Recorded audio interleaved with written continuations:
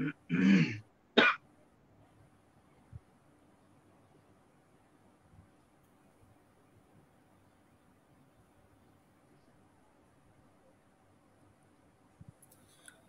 আলাইকুম রহমতুল্লাহি ওবারাকাতুহ। দেশ বিদেশের যে যেখান থেকে আমাদের আজকের এই আয়োজন দেখছেন, সবাইকে আমিরাত সংবাদের পক্ষ থেকে আন্তরিক শুভেচ্ছা অভিনন্দন। প্রিয় ভাইয়েরা, দেশে এবং বিদেশে অবস্থানরত বিশেষ করে প্রবাসী ভাইয়েরা, যে সকল প্রবাসী ভাইয়েরা ছুটিতে এসে বাংলাদেশে আটকা পড়েছেন, সে সকল ভাইদের জন্য আজকের এই বিশেষ লাইভ। দেশের এই অর্থনীতিতে অবদান রাখা প্রবাসী, প্রবাসী মানেই আমরা বলা হয় সোনার ছেলে, যদিও সেই হিসাবে আমরা কোনো সময় আমরা দেখি না প্রবাসীদের জন্য সরকার বা সরকারের পক্ষ থেকে তেমন গুরুত্বপূর্ণ অংশীদারিত্বমূলক কোনো কিছুই দেখি না। বরাবর মতো প্রবাসীদেরকে সোনার সন্তান বলা হলেও প্রবাসীরা থমকে যায় কোনো না কোনো কারণে। মহামারী করোনা ভাইরাসের কারণেও প্রবাসীরা বিপদে। অনেক প্রবাসী চাকরি হারিয়ে দেশে এসেছেন, অনেক প্রবাসী বর্তমানে ছুটিতে এসে আটকা পড়েছেন। সম্প্রতি সময়ে করোনা ভাইরাসের কারণেই বিশেষ করে প্রবাসীরা সৌদি আরব, দুবাই, ওমান, কুয়েত, কাতার, মধ্যপ্রাচ্য সহ বিশ্বের নানা প্রান্ত থেকে যে সকল প্রবাসীরা বাংলাদেশে অবস্থান করছেন, বিশেষ করে মধ্যপ্রাচ্যের প্রবাসীরা বর্তমানে বাংলাদেশে অবস্থান করে আটকা পড়েছেন। আর একটি বিষয়, সেটি হচ্ছে মধ্যপ্রাচ্যের অনেক দেশেই 6 মাসের রেসিডেন্সি মেয়াদ থাকে, যার কারণে 6 মাসের মধ্যেই প্রবাসীদেরকে নিজের যে দেশে রেসিডেন্স সে দেশে অবস্থান ফিরে যেতে হয়। কিন্তু রমজান বা রমজান আগ মুহূর্তে করোনা পরিস্থিতি স্বাভাবিক থাকাতেই আমিরাত সহ মধ্যপ্রাচ্যের বেশ কয়েকটি দেশ থেকে প্রবাসীরা ছুটিতে দেশে গিয়েছিলেন। কিন্তু রমজান পরবর্তী সময়ে করোনা পরিস্থিতি অবস্থা শোচনীয় হওয়ার কারণেই সংযুক্ত আরব আমিরাত সহ বেশ কয়েকটি দেশে করোনা বিধিনিষেধ আরোপ করেছে। বিশেষ করে সংযুক্ত আরব আমিরাতে গত 12 মে থেকে বাংলাদেশ সহ বেশ কয়েকটি দেশের ফ্লাইট স্থগিত করেছে, যা আগামী জুলাইয়ের 7 তারিখ পর্যন্ত। এখনো পর্যন্ত আমিরাত সরকার বলেছে আগামী জুলাই 7 তারিখ পর্যন্ত আসা যাবে না, তার পরবর্তীতে কি হবে আমরা জানি না।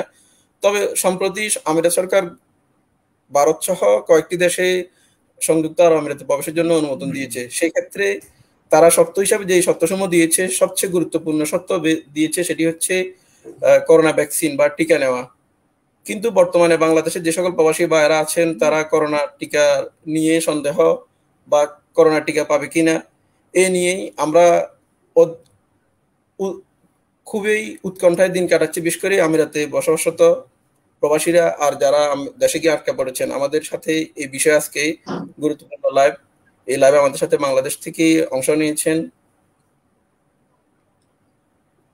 আমাদের একজন সিনিয়র সাংবাদিক, যিনি এটিএন বাংলা কাজ করছেন দীর্ঘদিন, এটিএন বাংলার কারেন্ট অ্যাফেয়ার্স এডিটর হিসাবে, জনাব কেরামতুল্লাহ বিপ্লব। তার সাথে রয়েছেন আরব আমিরাতের প্রবাসী একজন, যিনি প্রবাসী পাশাপাশি আমিরাতে বসবাসরত প্রবাসী সাংবাদিকদের সংগঠন বাংলাদেশ প্রেস ক্লাব ইউইর প্রতিষ্ঠাতা সভাপতি, জনাব সিবলিয়াল সাদিক।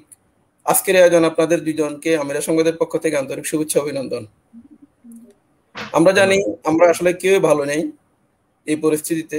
আজকে ছুটির দিন, তারপর অনেক ভাই আমাদের কাছে আসলে গত 2-3 দিন এতই আমাদের নিকট আবেদন আসতেছে আমরা কি করব, বিশেষ করে প্রবাসীরা কোথায় যাবে, কি করবে, এই নিয়ে সবাই চিন্তিত। সময়ের বিবেচনা আমাদের আজকের এই লাইভটি। আমি প্রথমেই মূলত আমাদের দেশ থেকে যে অতিথি যোগ দিয়েছেন কেরামতুল্লাহ বিপ্লব ভাইয়ের কাছে যাব। মূলত বর্তমানে বাংলাদেশের অবস্থান কি বা কি হতে যাচ্ছে এই বিষয়ে আমি আপনার মুখ থেকে শুনতে চাই। ধন্যবাদ। ধন্যবাদ ইসমাইল এবং সাদিক। আমি আসলে নিজেই বেশ খানিকটা কি বলবো যে আবেগ আপ্লুত আপনাদের এই পরিস্থিতির সাথে যুক্ত হতে পেরে, কারণ আপনারা সবাই জানেন যে বিশ্ব মহামারী বা করোনা পরিস্থিতিতে আমাদের এখনকার যে প্রস্তুতি বা আমাদের যে অবস্থান এটি খুবই নাজুক। বিশেষ করে বাংলাদেশ একটা বিপর্যয়ের মধ্যে আছে। সবাই মনে করেছিল যে হয়তো পরিস্থিতিটা ভালো হয়েছে, বাংলাদেশ বেঁচে গেছে, আল্লাহর বিশেষ একটা রহমত ছিল এই দেশের প্রতি। ঘূর্ণিঝড়, বন্যা কিংবা অন্যান্য প্রাকৃতিক দুর্যোগে আমরা যেভাবে বেঁচে যাই, এবারে বোধহয় করোনা মহামারী থেকে আল্লাহ তাআলা আমাদেরকে রেহাই দিয়েছেন বা আমরা বেঁচে গেছি, এরকমটা একটা ধারণা বা আশা অনেকেই করেছিলেন। কিন্তু যে সমস্যাটা এখন দাঁড়িয়েছে সেটা হচ্ছে যে করোনার সিচুয়েশন আজকে নিশ্চয়ই আপনারা খোঁজ পেয়েছেন, আপনারা বিভিন্ন মাধ্যমে দেখবেন যে আজকে 108 জনে দাঁড়িয়েছে। এটা কিন্তু সর্বোচ্চ পর্যায়ের মৃত্যু আর কি বাংলাদেশে। মানে করোনা আক্রান্ত হওয়ার পর যত সর্বোচ্চ মৃত্যু হয়েছে তার মধ্যে অন্যতম হচ্ছে আজকের ঘটনা। 6,000 আমি যে রিপোর্টটা আপনাদের সামনে বলছি আর কি, যে গভর্নমেন্ট যে রিপোর্ট আজকে প্রকাশ করেছে, এটি শুধু উদ্বেগজনক নয়, আতঙ্কের চেয়ে বড় কিছু। অর্থাৎ বাংলাদেশে আগামীতে কি ধরনের সিচুয়েশন হতে যাচ্ছে এটি এখন কল্পনা করলে আমরা ভয় পাচ্ছি। যে আমরা আসলে এই মনে করেছিলাম যে ইন্ডিয়াতে যে ভয়াবহ পরিস্থিতি সেটি বোধহয় বাংলাদেশে হবে না, কিন্তু এখন ধাই ধাই করে যেভাবে মৃত্যু 108 জন আজকে মৃত্যু হয়েছে, আর আক্রান্ত হয়েছে আপনার অলমোস্ট 6,000, যেটি কিনা করোনা পরিস্থিতি বাংলাদেশে আঘাত আনার সময় থেকে সর্বোচ্চ। আজকে 108 জন, কালকে 120 জন, পরশু দিন 150 জন, এরকম করতে করতে একদিনে 500 মৃত্যু যদি এখন হয়, সেটিও কিন্তু আমাদের অবাক হওয়ার মতো কিছু থাকবে না। কারণ বাংলাদেশে করোনাকে উপেক্ষা করে, অবজ্ঞা করে, উদাসীনভাবে এটাকে দেখে আমরা যে ভয়াবহ পরিস্থিতি তৈরি করেছি, এখন আমাদের এই করোনা সংক্রমণটা একবারে কমিউনিটি পর্যায়ে চলে গেছে, অর্থাৎ গ্রামে চলে গেছে, হাটে চলে গেছে, বাজারে চলে গেছে, সব জায়গায় ভয়াবহ আকারে ছড়িয়ে পড়েছে। এর ফলাফল আসতে শুরু করেছে এখন। আর একদিকে আমাদের জন্য যেটা ভয়াবহ খবর সেটি হচ্ছে যে আমরা আশা করেছিলাম করোনা পরিস্থিতির মধ্যে আমরা 6 মাসের মধ্যে বাংলাদেশের অলমোস্ট 1 কোটি থেকে 1.5 কোটি মানুষকে টিকার আওতায় নিয়ে আসতে পারবো। আমাদের এরকম একটি ছিল, আশা ছিল। কিন্তু আমরা যখন ভারতের সাথে টিকার চুক্তি করলাম, তখন আমাদের ওরা যেভাবে সরবরাহ করলো, তাতে করে 2 ডোজ টিকা এখন আমরা বাংলাদেশের সব মিলিয়ে প্রায় 40 লাখ বা 45 লাখ লোককেও কিন্তু আমরা দিতে পারিনি। মানে আমাদের যে আশা ছিল, প্রত্যাশা ছিল, বা আমাদের যে কি বলবো যে ইয়েটা ছিল, সুযোগটা ছিল, সেই সুযোগের সিকিভাগও আমরা পাইনি ব্যবহার করতে। সো আমার পুরো বাংলাদেশ এখন আগুনের মতো, একটা অগ্নিগর্ভের মতো, মানে একটা কি বলবো যে একটা ইয়ের মতো আছে, আমরা একটা এই অগ্নিগিরির মধ্যে আছে, যে কোনো সময় এটা বিস্ফোরিত হতে পারে।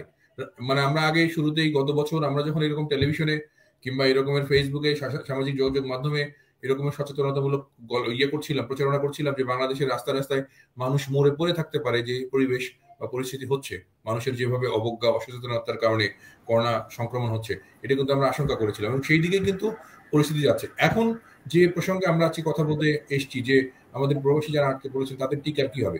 আরে ভাই, বাংলাদেশের মন্ত্রী, মিনিস্টার কিংবা এই লেভেলের বড় বড় লোকজন এখন টিকার জন্য হাহাকার করতেছে, তাদেরকে দেওয়ার মতো টিকা নাই। এখন যে সিচুয়েশন হচ্ছে, মানে এক সময় আমরা বাংলাদেশে যখন প্রথম করোনা টিকা আসলো, যেটা অ্যাস্ট্রাজেনেকা, তখন সরকার মাইকিং করে পাড়ায় পাড়ায় ঘুরে ঘুরে প্রচারণা চালিয়ে টেলিভিশনে বিজ্ঞাপন দিয়ে কিন্তু টিকা দেওয়ার লোক পায়নি।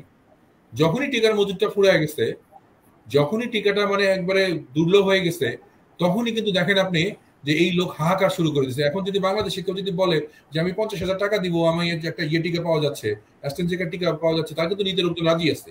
এইরকম একটি সিচুয়েশন শুরু হয়ে গেছে এখানে। তাহলে এই যে আমরা যদি এখন হিসেব করি যে প্রবাসী যাওয়ার অপেক্ষায় এখন অপেক্ষমান আছে অলমোস্ট 4.5 লাখ বাংলাদেশি কর্মী, যারা বিভিন্ন দেশ থেকে ছুটিতে এসেছেন কিংবা নতুন কাজ নিয়ে দুবাই বা অন্যান্য জায়গাগুলোতে যাবেন। তো সেই লোকগুলো আপনারা যেভাবে খবর দিচ্ছেন আমাদেরকে, যদি টিকা না দেয়া থাকে, যদি ভ্যাকসিনেশনের সার্টিফিকেট না থাকে, তারা তো ওই সকল দেশে ঢুকতে পারবেন না। তাহলে তাদের কি হবে? এরা তো ওইখানে যে কোয়ারেন্টাইন, মানে আপনারা যে খবরটা আজকে দিলেন, সেটা হচ্ছে যে ভবিষ্যতে যে শর্তটা সবার আগে আসবে সেটি হচ্ছে যে ভ্যাকসিন সার্টিফিকেট। এইটা যদি আমাদের কর্মীদের না থাকে, সেটা ছুটিতে আসাই হোক আর নতুন যাই হোক, তাহলে কিন্তু কর্মীরা আর কোথাও যেতে পারবে না। সেজন্যই গতকালকে আমার সাথে প্রবাসী কল্যাণ মন্ত্রণালয়ের ডিজির কথা হচ্ছিল। তিনি আমাকে বলছিলেন যে তারা একটা নতুন উদ্যোগ নিয়েছেন, মানে তারা সিঙ্গেল শট, এটা একটাই মাত্র টিকা এখন পর্যন্ত বের হয়েছে, সেটি হচ্ছে আপনার জনসন অ্যান্ড জনসনের। তারা স্পেশাল ইনিশিয়েটিভ নেওয়ার চেষ্টা করছেন যে জনসন অ্যান্ড জনসনের এই টিকা বিশেষ ব্যবস্থায় বাংলাদেশে ইম্পোর্ট করে একটা ডোজ দিয়েই এই প্রবাসী কর্মীদেরকে কোনোভাবে এই পাঠানো যায় কিনা সৌদি আরব সহ অন্যান্য দেশগুলোতে। প্রয়োজন বোধে মন্ত্রণালয় কিংবা প্রবাসী কল্যাণ মন্ত্রণালয় সেই টিকার টাকা বহন করবে বা খরচ বহন করবে।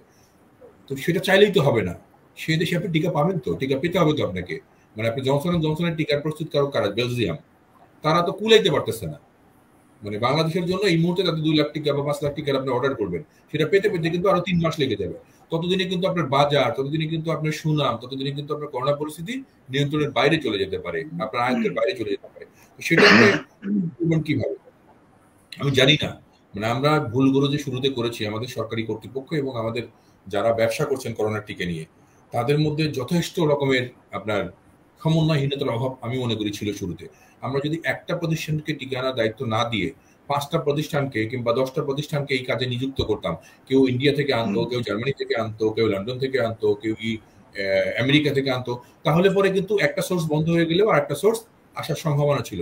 এই জটিলতা কিন্তু তাহলে তৈরি হতো না। আমরা কি কারণে যেন একটা কোম্পানিকে এরকমের চুক্তি করলাম, যারা এরকমের টিকা আনার চুক্তি করার পরপরই তাদের শেয়ার মার্কেটে ধাই ধাই করে তাদের শেয়ারের ভ্যালু বেড়ে গেল, তারা হাজার হাজার কোটি টাকা শেয়ার মার্কেট থেকে লুটে নিল, এবং তারপরে কি হলো, এই কোম্পানিটি বাংলাদেশে টিকা আনা যে কার্যক্রমটি দায়িত্বটা পেয়েছিল সেটা ব্যর্থ হলো। ফলশ্রুতিতে আমরা একটা বিশাল ঝুঁকির মধ্যে, একটা তলোয়ারের মুখে আমরা এখন দাঁড়ায় আছি। না আছে আমাদের ভ্যাকসিনেশনের কার্যক্রম, না আছে পরবর্তীতে আমাদের টিকা পাওয়ার সুযোগ। কারণ যখন তারা এই দায়িত্বটি পেয়েছিল তখন অন্যান্য কোম্পানিগুলোও কিন্তু, অন্যান্য প্রতিষ্ঠানগুলোও কিন্তু এটার জন্য আবদার করেছিল, আবেদন করেছিল, তাদেরকে কিন্তু দেওয়া হয়নি। এখন তারা বলছে যে যেহেতু আমাদের শুরুতে দেন নাই, তাদেরকে দায়িত্ব দিয়েছিলেন, তাদেরকে দিয়ে নিয়ে আসেন। স্বাভাবিক এই আবেগ, এই দাবিটা কিন্তু তাদের স্বাভাবিক। এই পরিস্থিতির কারণে আমাদের টিকা প্রাপ্তির বিষয়টি কিন্তু নিশ্চিত নয়।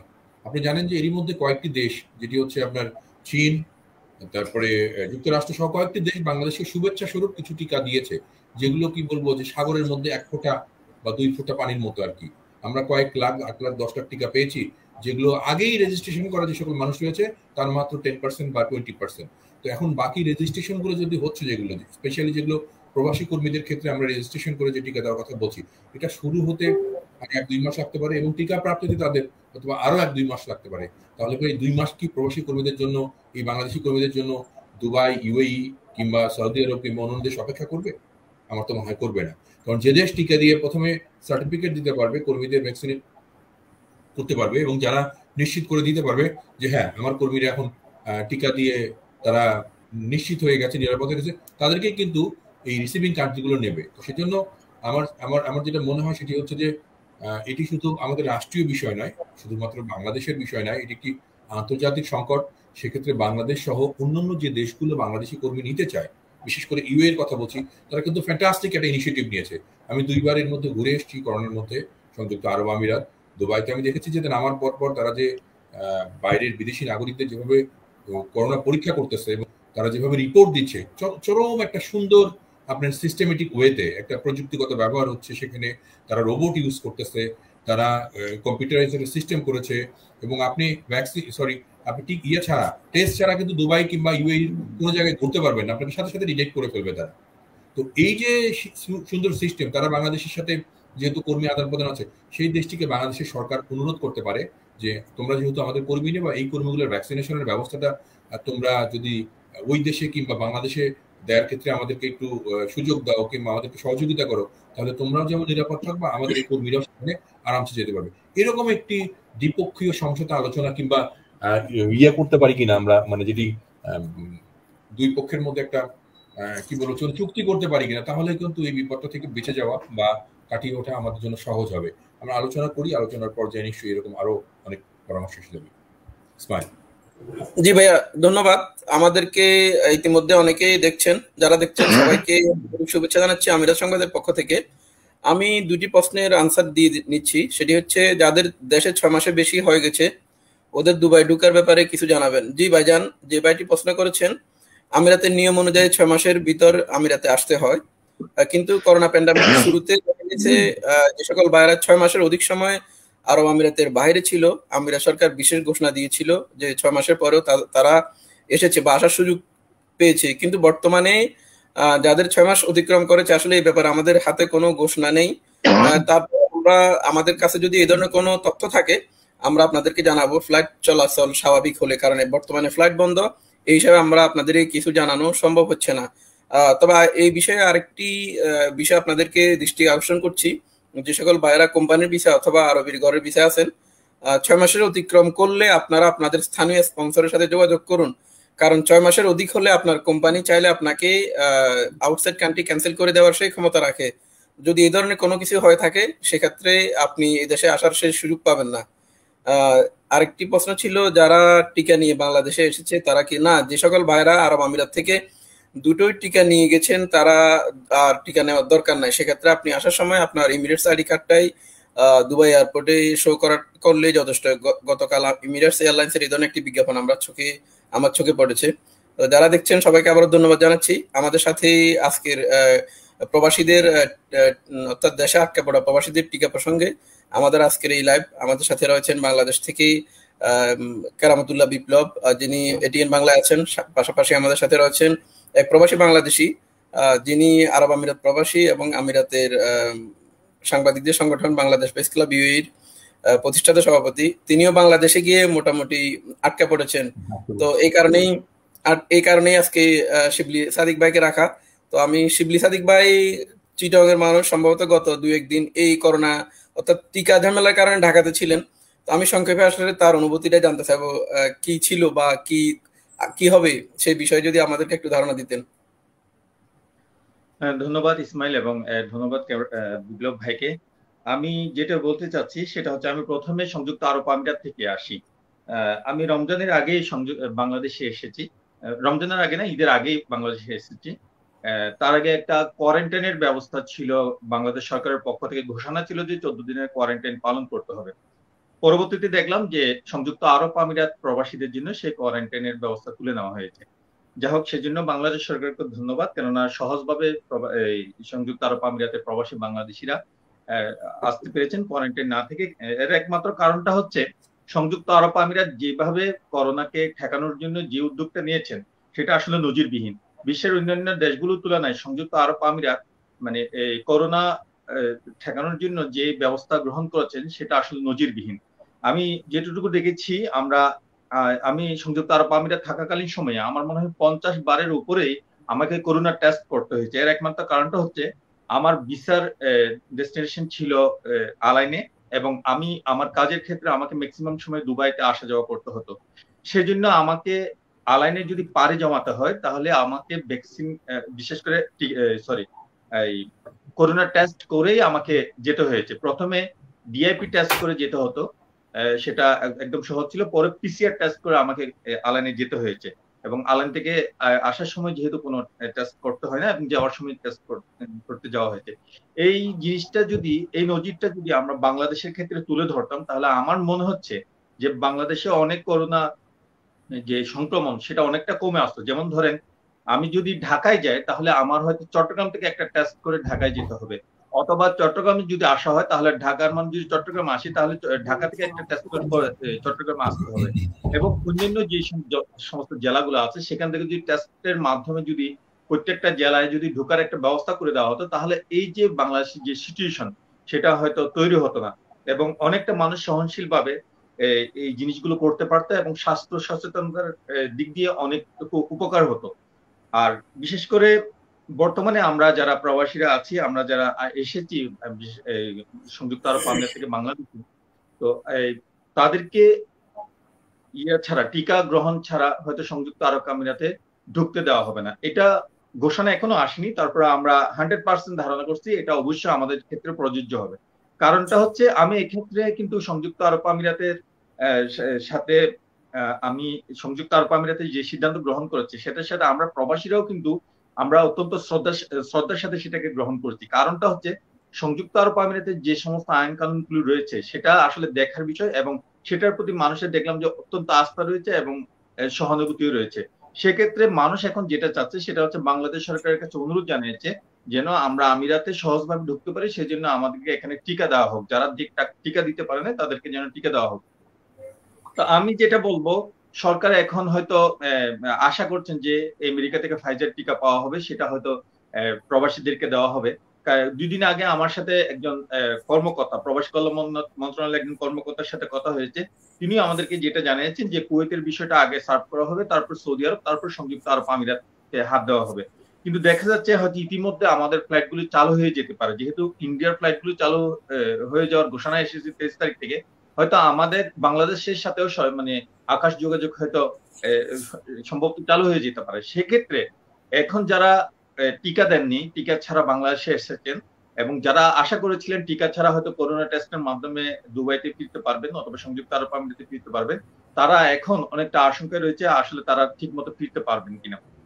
এই আশঙ্কার প্রেক্ষিতে আমি যেটা সরকারের কাছে শুধু অনুরোধ জানাবো, এটা পরামর্শ না, জাস্ট অনুরোধ জানাবো এইটুকুই, যে সংযুক্ত আরব আমিরাত করোনা সংক্রমণ ঠেকানোর জন্য যেভাবে পদক্ষেপ নিয়েছেন, সেক্ষেত্রে কূটনীতিক ভাবে সংযুক্ত আরব আমিরাতের সাথে একটা আলোচনা করলে হয়তো আমাদের হয়তো যথার্থ ফলাফল আসতো। কারণটা হচ্ছে, যদি সংযুক্ত আরব আমিরের সাথে আলোচনা করে যে সমস্ত প্রবাসী সংযুক্ত আরব আমিরাতের এখানে রয়েছে, সেক্ষেত্রে যদি এই সমস্ত প্রবাসীদের জন্য সংযুক্ত আরব আমিরাতের কাছে যদি কূটনৈতিকভাবে আলোচনা করা হতো, অথবা তাদের কাছে চাওয়া হতো যে আমাদের এই প্রবাসীগুলো আটকে আছে, যেহেতু তাদের রেসিডেন্সি ভিসা আছে, তারা হয়তো যেতে পারতেছে না, অথবা যাওয়ার জন্য সহজ করে দেওয়ার জন্য আপনারা আমাকে অন্যান্য হেল্প না করে এই টিকাগুলো দিয়ে আমাদেরকে হেল্প করুন, আমরা সংযুক্ত আরব আমিরাতের প্রবাসীদের জন্য এই টিকাগুলো দিয়ে আমরা তাদের রেসিডেন্সি যাদের ভিসা আছে তাদেরকে আমরা সংযুক্ত আরব আমিরাত পাঠাবো।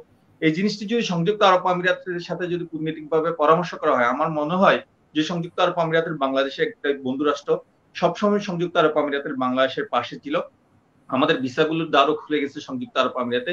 এখন আমাদের কর্মসংস্থানের ভিসাগুলো হচ্ছে। এখন অনেক কর্মী, বিশেষ করে 3 থেকে 4 লাখের মতন কর্মী এখান থেকে গেছেন, তারা অনেকে ভিসা লাগিয়েছেন, অনেকে ভিসা লাগানোর প্রক্রিয়ায় আছেন। এই ক্ষেত্রে হয়তো বাংলাদেশ বিশেষ একটা সুবিধা হয়তো গ্রহণ করতে পারতো। এক্ষেত্রে আমি বাংলাদেশ সরকারের কাছে এইটুকু অনুরোধ থাকবে, যেন সংযুক্ত আরব আমিরাতের সাথে আলোচনা করে সংযুক্ত আরব আমিরাতের যে সমস্ত প্রবাসীরা বাংলাদেশে আছেন তাদের যে বিষয়টা এখন যে সংকটটা দেখা দিয়েছে সেটার জন্য সুরাহা করার জন্য আমিরাতের সাথে আলাপ করে, যেন কূটনৈতিকভাবে আলাপ করে এই জিনিসটা যেন সমাধান করা হয়। তো আমরা যারা এখানে আছি, আমরা এখনো টিকার ব্যাপারে আসলে বিভিন্ন জায়গায় খোঁজ নিয়েছি। টিকা আমরা এখনো কোনোভাবে আমরা কোনো জায়গা থেকে সদুত্তর পাইনি। হয়তো সিভিল সার্জন কার্যালয় থেকে 2-1টা জায়গা থেকে সার্কুলারের কিছু আমরা কপি পেয়েছি, সেখানে দেখা হচ্ছে যে সমস্ত প্রবাসীরা বিদেশ গমন করবেন তাদেরকে ভ্যাকসিনের জন্য রেজিস্ট্রেশন করার জন্য, তো রেজিস্ট্রেশন করার জন্য লগ ইন করলেও সেই আসলে এখনো রেজিস্ট্রেশনের পদ্ধতিটা এখনো চালু হয়নি, এবং কিভাবে কি করবে সেজন্য আসলে প্রবাসীরা দিক বিদিক ঘুরে বেড়াচ্ছে। কেউ কোনো কোনো প্রবাসী বিভিন্ন রকম এখানে যে সমস্ত জেনারেল হসপিটাল গুলো আছে সেখানে গিয়ে ভিড় করছে, প্রতিবাদ করছে, নানাভাবে উৎকণ্ঠায় ভুগছেন। তো এই উৎকণ্ঠাটুকু নিরসনের জন্য সরকারের আসলে দ্রুত পদক্ষেপ নেওয়া উচিত। কেননা এই সমস্ত প্রবাসীদের যদি আমরা সঠিকভাবে বিদেশে পাঠাতে না পারি, তাহলে যে রেমিটেন্স প্রবাহের যে স্বাভাবিকত্ব রয়েছে সেখানে হয়তো দারুণভাবে আঘাত লাগতে পারে, সেটা হয়তো ধস নামতে পারে। প্রবাসীরা হয়তো এই সংকটে পড়লে হয়তো সেটা বাংলাদেশের অর্থনীতির জন্য অনেকটা ক্ষতিকারক হতে পারে। ইসমাইল। জি ভাইয়া, ধন্যবাদ। আসলে খুব সুন্দর মন্তব্য করেছেন। বেশ কয়েকজন ভাই একই প্রশ্ন করে আসতেছেন, আসলে এই বিষয়ে আমরা আনসার দিয়েছি। 6 মাসের বেশি যারা দেশে আটকা পড়েছেন তাদের ব্যাপারে একই পরামর্শ। ফ্লাইট স্বাভাবিক হওয়া না পর্যন্ত এই ব্যাপারে আমরা কোনো মন্তব্য করতে পারবো না। যখন ফ্লাইট স্বাভাবিক হবে তখন বোঝা যাবে 6 মাসের অতিরিক্ত সময় যারা আমিরাতের বাইরে অবস্থান করছেন তাদের জন্য আমিরাত সরকারের কি ঘোষণা আসে, আমরা ঠিক তখনই আপনাদেরকে জানানোর চেষ্টা করব। আমি আবারও জনাব কেরামতুল্লাহ বিপ্লব ভাইয়ের কাছে যাব। সেটি হচ্ছে আসলে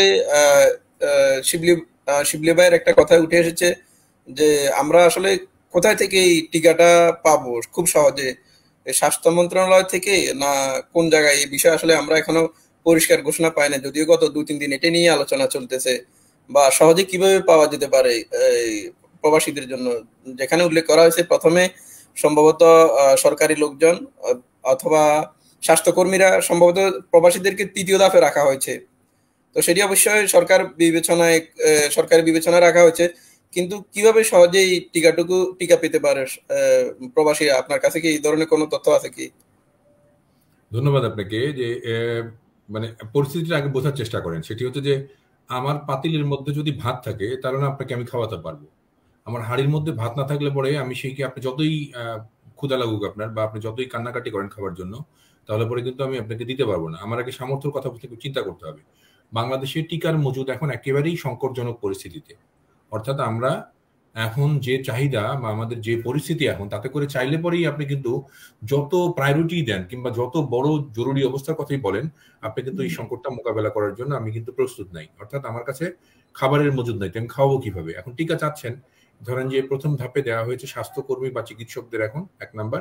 2 নম্বর যারা সরাসরি রাষ্ট্রীয় সেবা দানকারী প্রতিষ্ঠান, তাদেরকে হচ্ছে আপনার টিকা দেওয়া হবে। 3 নম্বর হচ্ছে বিদেশগামী কর্মী, যারা বিদেশ থেকে এসছেন কিংবা আবার নতুন করে কাজে যাবেন তাদের জন্য। তো এই প্রায়োরিটি আমি লিখেছি খাতায়, প্রায়োরিটি আমি প্রজ্ঞাপনে দিয়েছি, কিন্তু আমার হাতে টিকা নাই, আমি দিব কোত্থেকে? সুযোগ তো নাই। তো সেই জন্যই এখন যে পরিস্থিতিটা আপনাদের বুঝতে হবে যে সরকার টিকা কত দ্রুত কালেক্ট করতে পারবে। আমাদের চায়নার সিনোফার্মার সাথে কথা হচ্ছে, আমাদের রাশিয়ার একটা কোম্পানির সাথে কথা হচ্ছে, আর অ্যাস্ট্রাজেনেকা, যারা আমরা প্রথমে বাংলাদেশের টিকা দিয়েছি, যেটি কিনা আমাদেরকে দিয়েছে হচ্ছে ভারতীয় কোম্পানি আর কি। তো সেই টিকার তো মজুদই নাই, তারা তো বাংলাদেশের সাথে কোনো এগ্রিমেন্টই করে নাই। এমনকি চাইনিজ যে কোম্পানি তাদের সাথে কিন্তু সুস্পষ্টভাবে আমাদের এগ্রিমেন্ট হয়নি যে আমাদের 50 লাখ কিংবা 1 কোটি টিকা তারা আমাদেরকে 2 মাসের মধ্যে, 3 মাসের মধ্যে বা 5 মাসের মধ্যে পৌঁছে দেবে। তো এখন পর্যন্ত এগ্রিমেন্টই হয়নি। তো যতই নিবন্ধন করেন আর যতই প্রায়োরিটি আপনি দেন, কবে টিকা কর্মীরা পাবেন কিংবা কবে টিকা বিদেশগামী কর্মীদের দেওয়া সম্ভব হবে এটি কিন্তু এখন পর্যন্ত নিশ্চিত নয়। এটি আপনি আমি কেউই আমরা বলতে পারবো না। তো সেজন্য আমাদের যেটা দরকার সেটি হচ্ছে যে রাষ্ট্রীয় তরফ থেকে খুব দ্রুত ফার্স্ট প্রায়োরিটি দিয়ে এবং রেড লাইট সিগন্যাল দিয়ে একটি চুক্তি কিংবা একটি এগ্রিমেন্ট টিকা সরবরাহকারী প্রতিষ্ঠানগুলোর সাথে করা, সেটি হোক চাইনিজ যেটা অ্যাপ্রুভাল করে, যেটা অ্যাপ্রুভ হয়, মানে ইউএই তো সব দেশের টিকা অ্যাপ্রুভ করে না, কিংবা সৌদি আরব তো সব দেশের টিকাকে অ্যাপ্রুভ করে না, চাইনিজ কোম্পানির টিকা হয়তো সৌদি আরব অ্যালাউই করে না, কিংবা অন্য কোনো দেশের টিকা হয়তো দুবাই গভর্নমেন্ট অ্যালাউই করে না। সেই দেশের টিকা দিয়ে তো কোনো লাভ নাই। যাদের অ্যালাউ করে, যারা রেজিস্টার, যারা নিবন্ধিত, সেই সকল দেশের সাথে আমাদের খুব দ্রুত ভিত্তিতে প্রয়োজন বোধে মানে তাদেরকে অগ্রিম টাকা দিয়ে আমাদেরকে 1 মাসের মধ্যে কিংবা 15 দিনের মধ্যে টিকার চালান বাংলাদেশে আনতে হবে। এবং দেবার পরেও কিন্তু আপনি নিশ্চিত হতে পারবেন আরো 2 সপ্তাহ আপনাকে অপেক্ষা করতে হবে। তারপরে সব মিলিয়ে অলমোস্ট 2 মাসের একটা মামলা আমাদের হাতে আছে। এই 2 মাস কিন্তু আমরা একটা প্রবাসী কর্মীদের জন্য বা বিদেশগামী কর্মীদের জন্য একটি অনিশ্চিত সময় পার করব। তারপরে ধরেন যে টিকার চালান আমরা পেলাম, আমাদের এখন চাহিদা এট এ টাইম একসাথে 10 লাখ টিকার, আমরা হয়তো বা 5 লাখ টিকা পেলাম, সেটা যে শুধু প্রবাসী কর্মীদেরই দেওয়া সম্ভব হবে সেটাও কিন্তু নিশ্চিত করে বলা যাচ্ছে না। তো সেজন্য এই ইয়েটা মানে এই ঝামেলাটা বা এই সংকটটা খুব সহজে কাটানো সম্ভব নয়। আমি যে কথাটা এর আগে বলতেছিলাম আপনাদেরকে যে আমরা এটা করতে পারি কিনা, ধরেন যে ইউএই গভর্নমেন্টের সাথে আমরা একটা এরকম বায়োলেটারাল এগ্রিমেন্টে যেতে পারি কিনা যে ঠিক আছে তোমার কাছ থেকে আমার যেহেতু তুমি আমাদের কর্মী নিচ্ছ বা তোমরা আমাদের কর্মী দেশ দিয়ে তোমাদের দেশকে এগিয়ে নিচ্ছ বা অর্থনৈতিক কর্মকাণ্ড করছো, তো আমার কর্মীদের আমি তোমার ওখানে পাঠাবো, তারা করোনা টেস্ট করে ওখানে যাবেন, যাদের নেগেটিভ তারাই শুধুমাত্র ওখানে যেতে পারবেন। যাওয়ার পরে তাদেরকে তুমি কোয়ারেন্টাইনে রাখবে, কোয়ারেন্টাইনের খরচ যেভাবে আপনার এই সৌদি আরবে বাংলাদেশ গভর্নমেন্ট অর্ধেক খরচ দিচ্ছে, ধরেন 70,000 টাকার মধ্যে বা 60,000 টাকার মধ্যে 25,000 টাকা তাদেরকে ভর্তুকি বলেন আর অনুদান বলেন যাই হোক দেওয়া হচ্ছে। সেক্ষেত্রে এরকম একটি আমরা বায়োলেটারাল এগ্রিমেন্ট করতে পারি কিনা যে এদের 14 দিন বা 13 দিন কোয়ারেন্টাইন রাখবে, কিন্তু যাওয়ার পরপরই তারা যাতে টিকা পায় সেই টিকাটা তোমরা নিশ্চিত করবে, আমরা এই খরচটা তোমাদেরকে দিব, কোয়ারেন্টাইন থাকা অবস্থায় তারা টিকিট পাবে। এইরকম একটা ডিফারেন্ট কিছু এগ্রিমেন্ট আমরা করতে পারি কিনা, যেহেতু আমাদের মজুদ নাই, সামর্থ্য নাই এবং এই আমদানি করার সুযোগ আপাতত নাই। তো যেহেতু ইউএই গভর্নমেন্টের হাতে হিউজ টিকার মজুদ আছে এবং তারা কিন্তু তাদের দেশের অলমোস্ট আমার জানা নেই কত পার্সেন্ট লোককে তারা ভ্যাকসিনেট করেছিল ফেলেছে এর মধ্যে 60 ইউইতে 60% না আরো বেশি হয়ে গেছে, 70% আরো বেশি হবে। টিকাটা হয়ে গেছে। আচ্ছা, তাহলে 70% টিকা যদি তারা দিয়ে ফেলে, ভ্যাকসিনেশন যারা তারা করে ফেলে, তারা কিন্তু সেফ হয়ে গেছে। তো এই যে বাংলাদেশ থেকে 5,000, 10,000, 15,000, 20,000 বা 50,000 লোক যাবে, এই লোকগুলো যাওয়ার পরে কিন্তু তারা পুরোটাই আবার অনিশ্চিত হয়ে পড়বে। তো এই অনিশ্চয়তা কেন তারা নেবে, এই মানে নিজের পুরো দেশকে ইউএই কেন ঠেলে দিবে? সেজন্যই তাদেরকে যদি আমরা রিকোয়েস্ট করতে পারি সর্বোচ্চ লেভেল থেকে, ধরা যাক যে আমাদের মাননীয় প্রধানমন্ত্রী সেই দেশের আমিরকে ব্যক্তিগতভাবে রিকোয়েস্ট করলেন যে দেখো একটা সংকটময় মুহূর্ত, এখন সারা বিশ্ব জুড়ে এখন একটা ক্রাইসিস চলতেছে, মহামারী চলছে, আমরা সবাই যদি সবার পাশে দাঁড়াই তাহলে এই বিপদ থেকে আমরা রক্ষা পাবো কিংবা এই পরিস্থিতি আমরা মোকাবেলা করতে পারবো। তোমরা বাংলাদেশের বড় বন্ধু, তোমাদের ওখানে আমাদের 15-20 লাখ মানুষ কাজ করে খাচ্ছে বা তারা তোমার দেশকে এগিয়ে নিচ্ছে, তারা তোমার দেশের অর্থনীতিতে একটা বিশাল ভূমিকা রাখে। তো এই তারা যারা এখন ভ্যাকসিনেট হয় নাই কিংবা তারা যারা এখনো ভ্যাকসিনেশন পায় নাই, তাদেরকে যদি তুমি একটু সহযোগিতা করে ভ্যাকসিনেট করার ব্যবস্থা করে দাও, কিংবা বাংলাদেশ থেকে যারা যাবে তাদের যদি অগ্রাধিকার ভিত্তিতে টিকা দেওয়ার ব্যবস্থা করা হয়, এরকম যদি আমরা অনুরোধ করে আমরা নিতে পারি এই আমাদের কর্মীদের জন্য, মানে এই ক্ষেত্রে আমরা দয়া দাক্ষিণ্য চাই না। আমরা যদি একটা বেসরকারি প্রতিষ্ঠানের মাধ্যমে 600-800 কোটি টাকা দিয়ে বিদেশ থেকে টিকা আনার ঝুঁকি নিতে পারি, তাহলে কেন আমাদের এই কর্মী যারা কিনা বছরে হাজার হাজার কোটি টাকা পাঠাচ্ছে বাংলাদেশে, যারা কিনা বাংলাদেশের অর্থনীতিকে চালু রেখেছে, যারা কিনা এই দুর্যোগের মধ্যে, আপনি খেয়াল করেন যে গত এক যুগ না গত 3 যুগের মধ্যে মানে 36 বছরের মধ্যে বাংলাদেশের সবচেয়ে বেশি রেমিটেন্স কিন্তু এসেছে এই মহামারীর মধ্যে। এটা কি খেলা কথা নাকি? তো এই যে পরিবর্তনটা, এই যে চেঞ্জটা, এই যে বিরাট একটা বিপ্লব আমাদের প্রবাসী কর্মীরা করেছেন, সেই কর্মীদের জন্য আমরা এটা করতে পারবো না? আমরা কি করেছি, আমরা সরকারের তরফ থেকে 700 কোটি টাকার একটা প্রণোদনা তহবিল তৈরি করেছি, যেটা প্রবাসী কর্মীরা এই তহবিল থেকে টাকা পেয়ে তারা তাদের করোনা পুনর্বাসন করবেন কিংবা কাজ হারানো, ভাই ওর তো জীবনই বাঁচতেছে না, পুনর্বাসন তো পড়ে। তো আমরা যদি এইরকম একটা বাজেট করে, এরকম একটা মানে দ্বিপক্ষীয় আলোচনা করে, এখন তো ভার্চুয়ালি অনেক মিটিং হচ্ছে, সারা দুনিয়ার মানুষ। আমরা তাহলে না পাই, আমরা তাহলে জাতিসংঘ কিংবা বিশ্ব স্বাস্থ্য সংস্থা কিংবা ওই সকল ফোরামে, ILO, IOM, ওই সকল ফোরামে তাহলে আমাদের এই দাবিটা আমরা পেশ করি। আমাদের মাননীয় প্রধানমন্ত্রী কিংবা ওই লেভেলের একজন কেউ ওই দাবিটা ওই ফোরামে তুলুক যে দেখো আমাদের হাতে টিকা নেই, আমরা টিকা উৎপাদন করার ক্ষমতাও রাখি না, আমাদেরকে তোমরা সেই টিকার সত্ত্ব দিচ্ছ না। আমেরিকা, জার্মানি কিংবা ইটালি কিংবা ইংল্যান্ড কিংবা বেলজিয়াম যারা টিকা উৎপাদন করতেছে এখন করোনার টিকা, তাদের যে ফর্মুলা সেটা তো তোমরা দিচ্ছ না সারা বিশ্বব্যাপী ছড়ায়। আমাদের ফর্মুলা দিলে আমাদের তো সামর্থ্য আছে, আমরা বিশ্বের 61-62 দেশে ওষুধ রপ্তানি করতেছি। আমাদের বাংলাদেশের 85টি ফার্মাসিউটিক্যালস কোম্পানি যারা কিনা বিশ্বমানের, যারা সারা পৃথিবীতে ওষুধ রপ্তানি করতেছেন। তো আমরা সেই টিকা উৎপাদন করতে পারবো না? পারবো, কিন্তু আমরা কি পাচ্ছি না? আমরা ফর্মুলা পাচ্ছি না, আমাদের হাতে ফর্মুলা নাই। তো আমরা যদি ফর্মুলা যেহেতু আমাদেরকে দিচ্ছ না তুমি, আমরা যেহেতু টিকা পাচ্ছি না, আমাদের এত বড় একটা দেশ, 18 কোটি 19 কোটি মানুষ, আমাদের এই মানুষগুলোকে বাঁচানোর জন্য তাহলে বিশ্বের একটা দায়িত্ব রয়েছে। আমরাও একটা ফোরাম, আমরা জাতিসংঘের সদস্য, তাহলে সেই দেশগুলো যারা টিকা উৎপাদন করতেছে কিংবা যারা টিকার মজুদ রেখেছে সেই সকল দেশ তাহলে আমাদেরকে পাশে রাখুক। তাদের উন্নয়নের সাথে তো আমরা রয়েছি, তাদেরকে আমাদের লোকজন যারা কামাই করতেছে, রোজগার করতেছে, তারা ট্যাক্স দিচ্ছে না, তারা সেখানে পয়সা অর্থনীতিতে সম্পৃক্ত নয়, তাহলে সেই সকল দেশ যাতে আমাদের পাশে থাকে, আমাদের ভ্যাকসিনেশনের জন্য সহযোগিতা করে, এটি এখন রাষ্ট্রীয় পর্যায় থেকে একটা এগ্রিমেন্ট হওয়া দরকার। তাছাড়া আমি বসে এখানে এই যে ভার্চুয়াল টকশো করতেছি, তাদের জন্য চিল্লাচ্ছি, এটা তো কোনো ফলাফল নেই, আমরা কোনো সমাধান দিতে পারবো না। আমাদের লেভেলের এই যে আমরা সারাদিন চিল্লাচিল্লি করতেছি, আমাদের এই কথাগুলোকে কিন্তু কেউ গুরুত্ব দিবে না, কারণ আমরা কোনো সরকারের রাজনৈতিক নেতাও না, মন্ত্রীও না, আর আসলে আজকাল সাংবাদিক বা এই সংবাদকর্মীদের কথায় কেউ বিশ্বাসও করে না। কিন্তু কথাটা সত্য, আমরা যদি তাদের অনুগ্রহ না পাই, আমরা যদি তাদের সহযোগিতা না পাই, তাহলে এই পরিস্থিতি আমরা মোকাবেলা করতে পারবো না। আমাদের সেই সামর্থ্যের জায়গাটা খুবই সংকীর্ণ হয়ে এসছে, এটি একদম বাস্তবতা। জি ভাইয়া, ধন্যবাদ। আমি আপনার সাথে, আমি না আসলে সবাই একমত হবে যদি রাষ্ট্রীয় পর্যায়ে রাষ্ট্রের একেবারে উপর মহল থেকে যদি এই ধরনের কোনো চুক্তির আওতায় আনা হয়। কারণ আমরা জানি করোনাকালীন সময়ে দুইবার আমিরাত সরকার বাংলাদেশে চিকিৎসা সামগ্রী পাঠিয়েছেন। তো সেই হিসাবে আমাদের সরকার উচ্চ পর্যায় থেকে যদি এই ধরনের কোনো উদ্যোগ নেওয়া হয়, আশা করি আমিরাত সরকার এই উদ্যোগে সাড়া দিবে, কারণ আমিরাতে বাংলাদেশিদের বর্তমান অবস্থান খুবই ভালো। তো সেই হিসাবে আমরা আসলে আপনারা যারা আরেকটু বলি ইসমাইল, সেটা হচ্ছে যে আপনারা আমাদের বন্ধু দেশ হিসেবে, মুসলিম দেশ হিসেবে প্লেনে করে টনকে টন, হাজার হাজার টন খেজুর পাঠান, আমাদেরকে দুমবার মাংস পাঠান সৌদি আরব কিংবা অন্যান্য দেশ, তারপরে আমাদের এখানে মসজিদ করে দেন, আমাদের এখানে নানা রকমের সহযোগিতা করেন। এটি আমরা বাংলাদেশের মানুষ ওই সকল দেশের প্রতি কৃতজ্ঞ। আমরা সত্যিকার অর্থেই তাদের এই আচরণে আমরা কি বলবো যে আমরা ভালোবাসার বন্ধন সকল দেশের সাথে আমরা জড়িয়ে গেছি।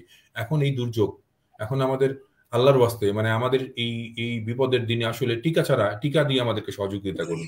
যারাই বাংলাদেশকে ভালোবাসেন, যারা বাংলাদেশের মানুষকে পছন্দ করেন, বাংলাদেশের মানুষকে তাদের নিজেদের ভাই, নিজেদের বন্ধনের সঙ্গী মনে করেন, তারা বাংলাদেশের পাশে এই দুর্যোগে একমাত্র টিকা দিয়ে যদি সহযোগিতা করেন, ধরেন যে মধ্যপ্রাচ্যের এই 11টা 10টা 12টা দেশ আছে, যেগুলো সবগুলোতেই বাংলাদেশি কর্মীরা কিন্তু থাকেন, কোথাও 1 লাখ, কোথাও 5 লাখ, কোথাও 15 লাখ, এমনকি সৌদি আরবে আমরা জানি যে 30 লাখ পর্যন্ত বাংলাদেশি কর্মী রয়েছেন।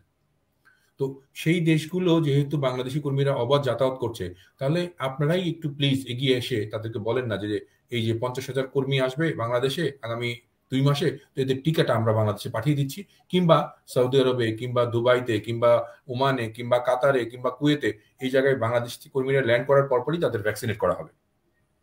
তাহলে তো দেখবেন যে একটা আনন্দের বন্যা বয়ে যাবে আর কি চারিদিকে, তাই না? আর আপনি যেটা বললেন যে ইয়াতে বিশেষ করে ইউএইতে কিন্তু বাংলাদেশিদের একটা বিশাল অপরচুনিটি এখন, কারণ এই ভারতীয় পরিস্থিতির কারণে ভারতীয় কর্মীদের নেয়ার ব্যাপারে কিন্তু একটা সংকট তৈরি হয়েছে, তাদের উপর নানা রকমের বিধিনিষেধ তৈরি হয়েছে। বাংলাদেশিদের বেলায় কিন্তু এরকমের কোনো বিধিনিষেধ এখন পর্যন্ত নাই, এবং তারা খুব ভালোভাবে, এবং এই করোনার মধ্যে ভিজিট ভিসা নিয়ে কিন্তু বাংলাদেশ থেকে 1,54,000 না 52,000 কর্মী কিন্তু সেখানে গেছেন এবং তারা কাজে ঢুকে গেছেন, কাজ করছেন, তাই না? তো সেটা তো আমাদের জন্য একটা বিশাল ভালো খবর, সুখবর। প্লিজ। জি ভাইয়া, জি ধন্যবাদ। আমি আবারও শিবলি সাদিকের কাছে যেতে চাই, আসলে কবে পাবো সেটা আমি একটা শিবলির কাছে প্রশ্ন করতে চাই। সেটা হচ্ছে যে চট্টগ্রাম কিন্তু ওই দুবাই প্রবাসীদের একটি ক্যাপিটাল, রাজধানী। দুবাইতে যদি আপনার বা ইউএইতে, সেটা যে কোনো প্রভিন্সে বলেন, সেটা রাস আল খাইমা বলেন কিংবা ওখানে যে 7টা প্রভিন্স আছে, আবুধাবি বলেন, সব জায়গায় দেখবেন যে টপ বস কারা, সব টপ বসরা চিটাগাং এর লোকজন। মানে কোনো ব্যবসায়ী হলে পরেও কিংবা চেইন শপের মালিক হলে পরেও কিংবা ধরেন যে গ্রোসারি শপ কিংবা ছোটখাটো ব্যবসা, জুয়েলারি শপ, সবকিছুর মালিক কারা? চিটাগাং এর ব্যবসায়ীরা। ওখানে কিন্তু রংপুর, কুড়িগ্রাম, ঠাকুরগাঁও, পঞ্চগড় ওই এলাকার, মানে আমি অভাবী যে এলাকা, সেই এলাকার লোকজন নাই। তো আপনারা হচ্ছে সব রিচেস্ট পার্সন, মানে আপনাদের যে ব্যবসায়িক সিন্ডিকেট আছে তারা হচ্ছে চাইলে পরে ওই দুবাইয়ের অর্থনীতির অনেক একটা বড় জায়গা নিতে পারেন আর কি। তো এই যে কাঠামোর লোকজন বিপ্লব ভাই, আমি আসলে বিশেষ করে আজকে এই যে লাইভে আমি আসলে বিশেষ করে কখনো দূতাবাস নিয়ে অথবা কমিউনিটি নিয়ে মানে একদম প্রত্যক্ষভাবে সমালোচনা করি নাই। এক্ষেত্রে আমি একটা জিনিস বলতে চাই, আমরা যারা আসলে বাংলাদেশি ওখানে আছি, সেটা চিটাগং, সিলেট অথবা অন্যান্য আদার্স জেলা, এগুলো ধরবো না, সম্মিলিতভাবে আমরা বাংলাদেশে, আমি এটাই বলতে চাই যে আমরা আসলে চাইলে আমাদের পরিবেশটা আমরা তৈরি করতে পারি। আমরা যখন দুবাইতে যখন পাড়ি দিই, তখন দুবাইয়ের আইন কানুন গুলো খুবই শ্রদ্ধার সাথে আমরা মেনে চলি এবং সেগুলো পালন করার চেষ্টা করি। তো ঘটনা হচ্ছে, আমাদের যে কমিউনিটি লিডাররা আছেন, আমরা চাইলে যে সমস্ত, বিশেষ করে মাহতাব ভাই সহ আরো যারা বাংলাদেশ বিজনেস কাউন্সিলের যে সমস্ত নেতারা আছেন, তারা চাইলে আসলে সম্মিলিতভাবে একটা উদ্যোগ গ্রহণ করতে পারে প্রবাসীদের জন্য। তারা যারা সিআইপি অ্যাসোসিয়েশন নামে একটা অ্যাসোসিয়েশন আছে, বাংলাদেশ বিজনেস কাউন্সিল একটা অ্যাসোসিয়েশন আছে, এবং চট্টগ্রাম সমিতি বলেন, সিলেট বিভাগ কল্যাণ পরিষদ বলেন, আরো অনেকগুলো ইয়া আছেন। সম্মিলিতভাবে আমরা আসলে বর্তমানে যেটা করছি, আর দুবাইয়ে করোনা পরিস্থিতি ভালো বলে আমরা যেটা করছি, আমরা আগেকার মতন আমরা শুধু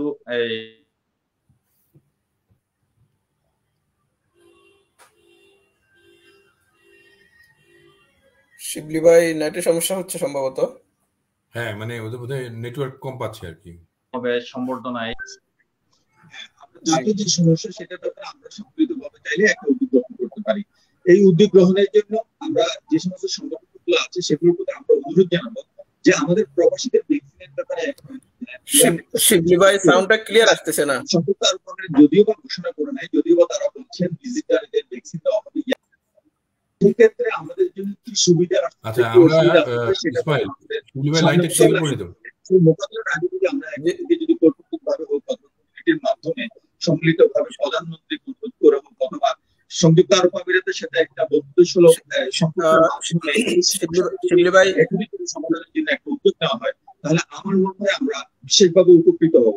এই জন্য আমি বাংলাদেশ কমিউনিটির কাছে বিশেষভাবে অনুরোধ জানাবো, আমাদের যে সমস্যা তৈরি হয়েছে সেটার জন্য সমাধানের জন্য উদ্যোগ নেওয়া হয়, কমিউনিটি থেকে কূটনৈতিক মিশনে প্রেসার দেওয়া হয়, এবং কূটনৈতিক মিশন থেকে যে কিভাবে এই সমস্যাটা সমাধান করা যায় সেটার ব্যাপারে একটা পরিকল্পনা করে তাদেরকে দেওয়া হয়। সেটার মাধ্যমে হয়তো সরকার উদ্যোগ গ্রহণ করলে এই জিনিসটা সমাধান হয়ে যেতে পারে। অথবা যেহেতু আবুধাবি গভর্নমেন্ট ভিজিটারদের জন্য এয়ারপোর্টে একটা ভ্যাকসিনেশনের একটা ব্যবস্থা করছে, সেক্ষেত্রে আমার মনে হয় রেসিডেন্সি ভিসা যারা আছে তাদের ক্ষেত্রে এটা অ্যালাউ করবে না। না করলে সেই জিনিসটাকে তাদেরকে কিভাবে ভ্যাকসিন দেওয়া হয় অথবা এই ভ্যাকসিনের ইয়েগুলো আমরা ডোজগুলো কোথা থেকে পাবো, কোন জায়গা থেকে পাবো, সেটাকে আরব আমিরাত সরকার থেকে আমরা হয়তো চেয়ে নেবো নাকি অন্যান্য কান্ট্রি থেকে আসবে, পররাষ্ট্রমন্ত্রী কি উদ্যোগ নিচ্ছে এই ব্যাপারে এখন থেকে আমি বিশেষ করে সিআইপি অ্যাসোসিয়েশন যেটা আছে সেটা এবং বাংলাদেশ কাউন্সিল এবং বড় বড় সংগঠনগুলো যেগুলো আছে, বিশেষ করে আবুধাবিতে যেমন ধরেন বঙ্গবন্ধু পরিষদ আছে, যেটা বিভিন্ন সময় বিভিন্ন ভূমিকা রেখেছে। করোনাকালীন সংকটের সময় যে বিশেষ করে দেখেছি চট্টগ্রামের প্রবাসী বলেন, সিলেটের প্রবাসী বলেন, অন্যান্য জেলার সবাই এক সম্মিলিতভাবে উদ্যোগ গ্রহণ করেছে এবং যারা ওখানে এবং বিশেষ করে ঘরে বসেছিল তাদেরকে খাওয়া দাওয়া বিভিন্নভাবে উদ্যোগ করেছে। এই যে সংকট তৈরি হয়েছে, প্রবাসীরা যাওয়ার ব্যাপারে একটা উদ্যোগ তৈরি হয়েছে, সেটাকে যাতে সমাধান করার জন্য যেন সম্মিলিতভাবে উদ্যোগ গ্রহণ করে কমিউনিটি থেকে, তাহলে আমি মনে হয় একটা বিশেষ হয়তো ফলাফল আমরা পাবো অচিরে। যেমন ধরুন আমেরিকা থেকে 10 লাখ ডোজ টিকা গ্রহণের জন্য সেখানকার কমিউনিটি উদ্যোগ গ্রহণ করেছে, সেটা যে সংযুক্ত আরব আমিরাত বাংলাদেশ কমিউনিটি যেটা আছে সেটাও চাইলে আরো উদ্যোগ গ্রহণ করলে হয়তো প্রধানমন্ত্রীর কাছে চিঠি লিখলে অথবা একটা পরামর্শ প্রধানমন্ত্রীকে যদি দেওয়া হয়, তাহলে হয়তো সরকারিভাবে সেই উদ্যোগটা হয়তো নিতে পারে, তাহলে আমার মনে হয় একটা ফলাফল এসে যেতে পারে। তো আরেকটা বিষয় আমি উল্লেখ করবো, যারা এখানে প্রবাসীরা আছেন, তো এখানে বিভিন্ন জায়গায় গিয়ে তারা আসলে ধর্ণা দিচ্ছে, তাদের শিবলি ভাই আপনার সাউন্ডটা ক্লিয়ার আসতেছে না।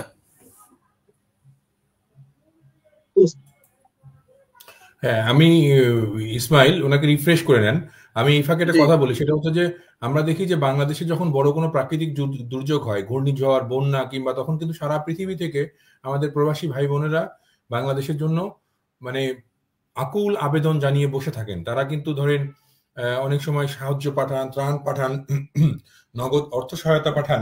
তো এই যে এখন বাংলাদেশের যে সিচুয়েশন, এটি কিন্তু একটা বিশাল ক্রাইসিস, আমরা একটা বিশাল সংকটের মুখে পড়েছি, এবং আমাদের গোটা পৃথিবীর প্রবাসী ভাইয়েরা কিন্তু এই সংকটের মধ্যে পড়েছে। তো আমরা যদি এই সময় এই আহ্বানটা জানাই যে আমাদের দুবাই প্রবাসী কিংবা সৌদি আরব প্রবাসী কিংবা সারা পৃথিবীতে থাকা বাংলাদেশি প্রবাসী ভাইয়েরা কিংবা বোনেরা কিংবা আমাদের প্রবাসী সকল স্তরের মানুষ, যদি আমরা এই টিকার একটা বন্দোবস্ত করি, ধরা যাক যে দুবাই থেকে আপনারা প্রবাসীরা যারা আছেন বললেন, তারা সবাই একটা স্পেশাল অ্যারেঞ্জমেন্টে বাংলাদেশের জন্য 5 লাখ টিকার একটা ব্যবস্থা করলেন, কিংবা বিপ্লব ভাই আমি এখানে একটু অ্যাড করি। ইতিমধ্যে আমিরাতের আবুধাবিতে কিন্তু যারা ভিজিট ভিসায় আছে তাদেরকে ভ্যাকসিন দেওয়ার ব্যাপারে একটা ঘোষণা দিয়েছে, রেসিডেন্স না, যারা ভিজিটে আছে। এবং কি আমি একটু আগে তথ্য পেয়েছি 87% কিন্তু কমপ্লিট আরব আমিরাতে। বাহ বাহ বাহ, ভেরি গুড ভেরি গুড। বুঝছেন, তো আমি তো সেটাই বলছি। যেখানে যেখানে ভিজিটরদেরকে এরা ভ্যাকসিন দিচ্ছে, সেক্ষেত্রে রেসিডেন্সরা কেন পাবে না? হ্যাঁ যদি অবশ্যই। এবং এবং এটাই আমি বলতেছিলাম, ধরেন যে এই যে এই মাত্র যে আমাদের শিবলি সাদিক বললেন যে তারা নানা কমিউনিটি থেকে ইনিশিয়েটিভ নিতে পারেন, উদ্যোগ নিতে পারেন, এটা খুবই ভালো একটা প্রস্তাব দিয়েছেন উনি।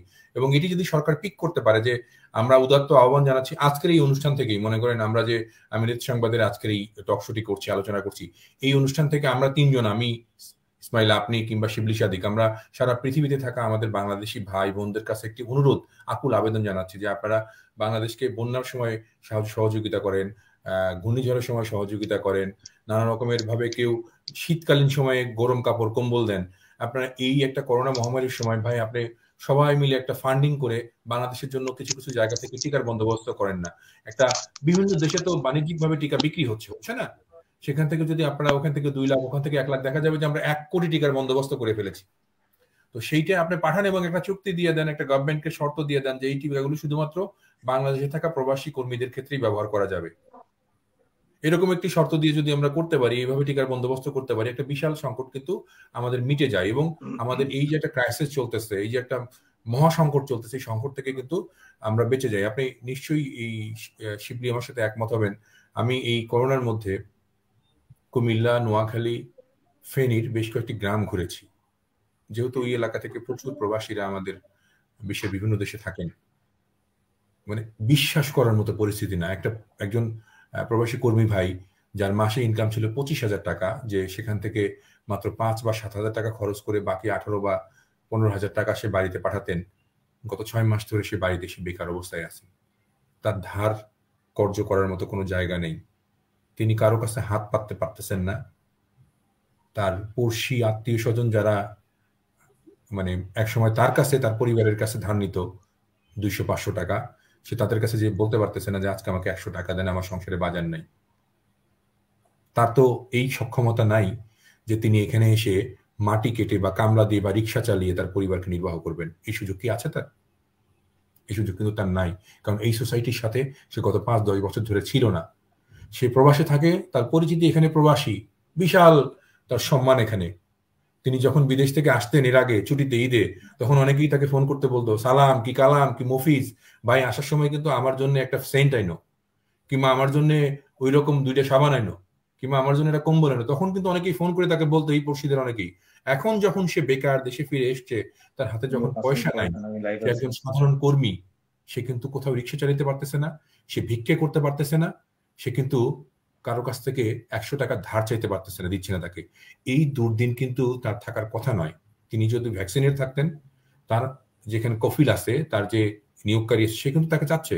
শুধুমাত্র ভ্যাকসিন নাই জন্যই এই কর্মীটাকে কিন্তু ওই দেশের নিয়োগকারী নিতে পারছেন না, কিংবা এই কর্মী বিদেশে গিয়ে আবার কর্মচঞ্চল হতে পারছেন না, আবার দেশে তার পরিবারকে টাকা পাঠাতে পারছেন। এই যে একটা পরিবারের কথা আমি বললাম, এরকম বহু পরিবার, বহু মানুষ এরকম কষ্টের মধ্যে আছে, যাদের দিন চলতেছে না, যাদের কষ্টের কথা বলার কেউ নাই।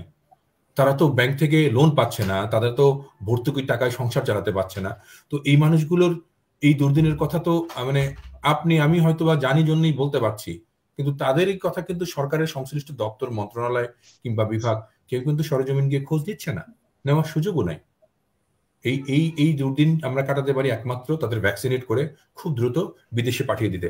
ইসমাইল, আপনি যদি একটু সময় দেন, আপনার এই টক শোতে বা আপনার এই শোতে আজকে অনেক মানুষ দেখতেছেন একসাথে, আমি দেখলাম এখানে অনেকেই অনেক রকমের মন্তব্য করেছেন, আমি ফেসবুক লাইভ দেখতে পাচ্ছি আর কি। দু একজনের নাম বলি।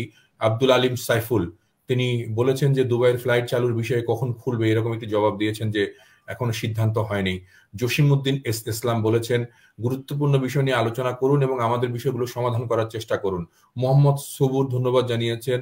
মানিক মোহাম্মদ সালাম দিয়েছেন। মিস্টার কাব্য ভাই, দুবাইয়ের ফ্লাইট কবে খুলবে, এটা প্রশ্নটা নিশ্চয়ই ইসমাইল উত্তর দেবেন। দুবাই ফ্লাইটের ব্যাপারে আমরা কিছু বলতে পারবো না, কারণ আপনি ওখানে থাকেন। মানিক মোহাম্মদ, যাদের দেশে 6 মাসের বেশি হয়ে গেছে ওদের দুবাই ঢোকার ব্যাপারে কিছু জানাবেন। ইসমাইল, আপনার জন্য কিন্তু কোশ্চেন গুলো আছে, আপনি জবাব দিবেন। এমডি জুয়েল ভাই, আমরা যারা একটা টিকা দিয়ে বাংলাদেশে আসছি তারা কি পুনরায় টিকা দিতে হবে? না, বিদেশে টিকা দিলে সেটি বাংলাদেশের রেজিস্ট্রেশনের মধ্যে পড়বে না, এটা গণ্য হবে না। বাংলাদেশে থাকলে আপনাকে 2 ডোজ টিকাই দিতে হবে এবং 2 ডোজ টিকা দেওয়ার পরে এখানকার ভ্যাকসিনেশন সার্টিফিকেট আপনি পাবেন। বিদেশে টিকা দিয়ে আসলে পরে সেই টিকার ভ্যালু বাংলাদেশে নাই। জুয়েল অপূর্ব লিখেছেন গুরুত্বপূর্ণ বিষয়, ধন্যবাদ। আপনাকেও ধন্যবাদ। ইরিন সুনাইরা সালাম দিয়েছেন। তারপরে আপনার ইরিন সুনাইরা, ভাইয়া রেসিডেন্সি ভিসা 6 মাস শেষ হলে আরব আমিরাতে যাওয়া সম্ভব কিনা? ইসমাইল, সম্ভব না, হ্যাঁ, আগে সম্ভব ছিল না, কিন্তু করোনাকালীন শুরুর দিকে আমিরাত সরকার ঘোষণা দিয়েছিল 6 মাস অতিক্রম করলেও আসা যাবে। তো বর্তমানেও আসলে ফ্লাইট বন্ধ হওয়ার কারণে অনেকের 6 মাস অতিক্রম করতেছে, কিন্তু ফ্লাইট চালু হওয়ার পরেই আমিরাত সরকার কি ঘোষণা দেয় সেটা তখন বলা যাবে। বর্তমানে এই বিষয়ে আমরা কোনো মন্তব্য করা ঠিক হবে না। ধন্যবাদ।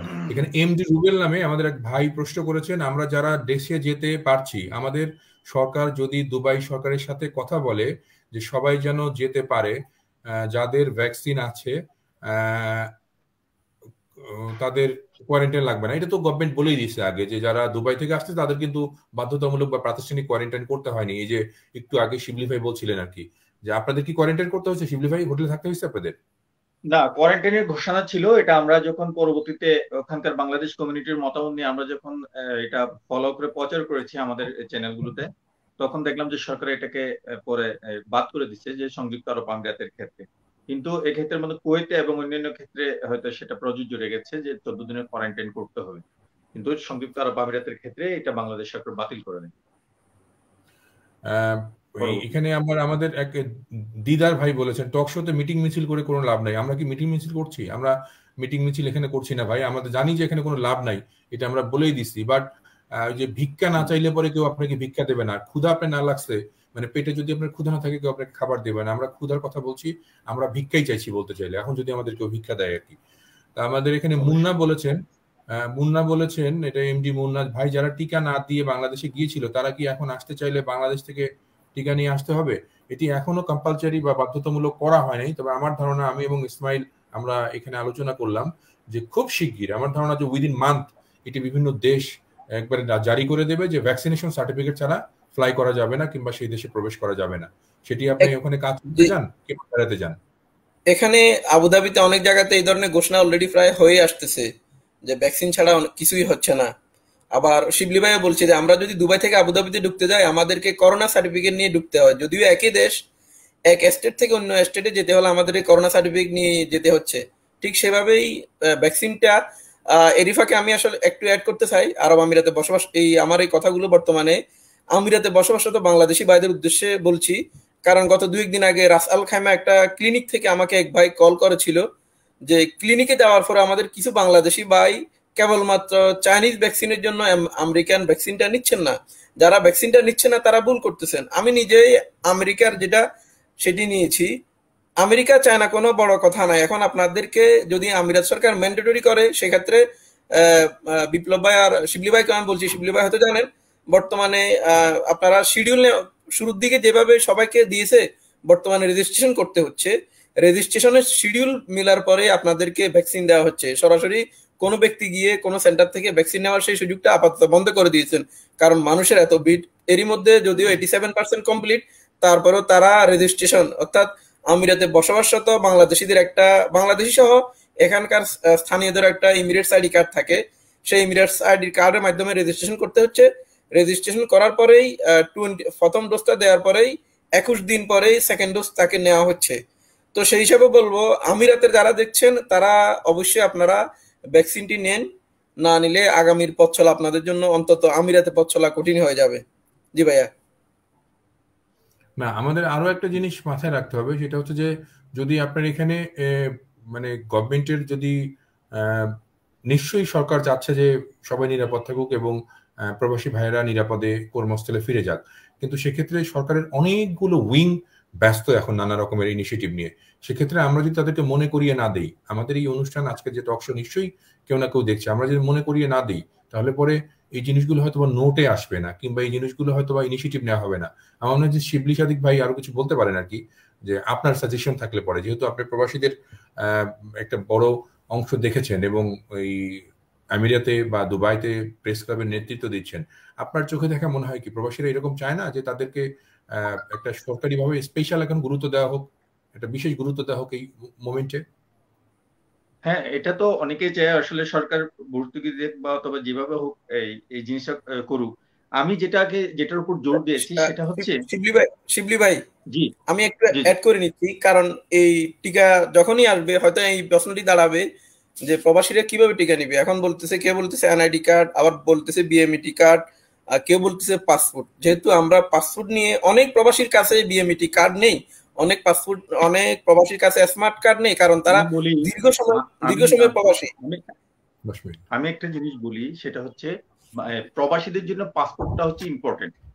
আর বিশেষ করে যেহেতু পাসপোর্টটা ইন্টারন্যাশনালি কাজে লাগতেছে, আমার মনে হয় প্রবাসীদের জন্য পাসপোর্টটাকেই কম্পালসারি করা এটাই হচ্ছে অত্যন্ত গুরুত্বপূর্ণ সিদ্ধান্ত হবে বলে আমি মনে করি।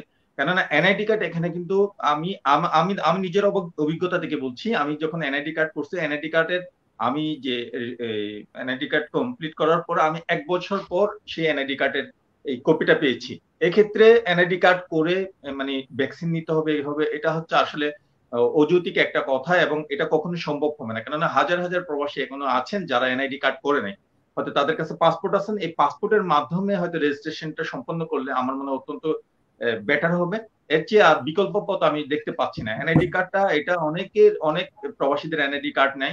এনআইডি কার্ড হয়তো পরিবারের একজনের আছে, আরেকজনের নাই, এখানে বাংলাদেশে তো অনেকের এনআইডি কার্ড নাই। এনআইডি কার্ড করতে গিয়ে অনেকে অনেক ঝামেলায় পড়ে যাচ্ছেন, হয়তো এনআইডি কার্ডের কপিটা পাইতে অনেক বেশি দেরি হয়ে যাচ্ছে।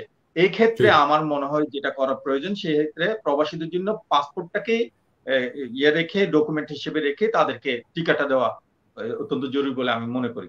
এর ছাড়া সম্পূর্ণ একমত আপনার সাথে। কারণ হচ্ছে এই করোনাকালীন সময়ে যখন লকডাউন চলতেছিল, তখন কিন্তু বাংলাদেশের সংশ্লিষ্ট দপ্তরগুলো, পাসপোর্ট অফিস, তারপরে এনআইডি অফিস কিংবা অন্যান্য অফিস কিন্তু দীর্ঘ সময় বন্ধ ছিল, কার্যক্রম কিন্তু সেখানে হয়নি। এমনও হয়েছে যে অনেকেই পাসপোর্ট করতে দিয়ে 6 মাস বসে আছেন কিন্তু পাসপোর্ট পাননি।